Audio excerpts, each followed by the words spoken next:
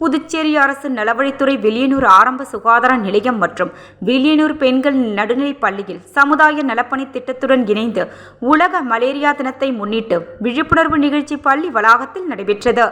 சமுதாய நலப்பணி திட்ட ஒருங்கிணைப்பாளர் முருகையன் வரவேற்புரையாற்றினார். ஆரம்ப சுகாதார நிலைய தலைமை மருத்துவ அதிகாரி பாமகள் கவிதை தலைமை தாங்கினார்.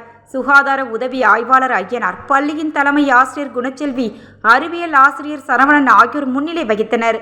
மருத்துவ அதிகாரி பேசுகையில், மலேரியா நோயை பரப்பும் கொசுக்கள் உருவாகும் இடங்களான மூடப்படாத கிணறு, மூடப்படாத மேல்நிலை தொட்டி, மூடப்படாத கீழ்நிலை தொட்டி ஆகியவற்றில் மலேரியாவை உண்டாக்கும் கொசுக்கள் உற்பத்தியாகின்றன.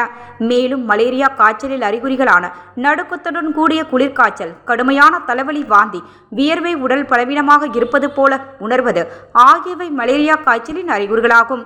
மேற்கண்ட அறிகுறிகள் இருப்பவர்கள் அருகில் உள்ள ஆரம்ப சுகாதார நிலையங்களில் மருத்துவர் ஆலோசனை பெற்று இரத்த பரிசோதனை செய்து கொண்டால் ஆரம்ப நிலையிலேயே மலேரியா காய்ச்சலை கண்டறிந்து முழுவதும் குணப்படுத்த முடியும் என்று கூறினார். சுகாதார உதவி ஆய்வாளர் ஐயனார் பேசுகையில், மலேரியா நோய் தடுப்பு முறைகளான கிணறுகளையும் மேல்நிலை மற்றும் கீழ்நிலை தொட்டுக்களை கொசு புகாவண்ணம் முறையாக மூடுவது அவசியம். கிணற்றில் மற்றும் சிறு குட்டைகளில் கொசுப்புழுவை உண்ணும் காம்போசியா மீன்களை விடுதல் சிறந்தது. நிகழ்ச்சி ஒரு பகுதியாக ராக் செவிலியர் கல்லூரி மாணவர்களின் மலேரியா விழிப்புணர்வு வில்லுப்பாட்டு நிகழ்ச்சி நடைபெற்றது. நிகழ்ச்சியின் முடிவில் சுகாதார பணியாளர்கள், மருத்துவ ஆசிரியர்கள் மற்றும் மாணவர்கள் மலேரியா எதிர்ப்பு உறுதிமொழி எடுத்துக்கொண்டனர்.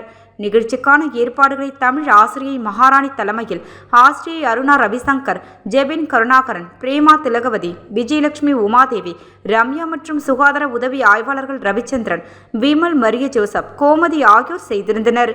நிகழ்ச்சியின் முடிவில் சுகாதார பணியாளர்கள், மருத்துவ ஆசிரியர்கள் மற்றும் மாணவிகள் மலேரியா எதிர்ப்பு உறுதிமொழி எடுத்துக்கொண்டனர்.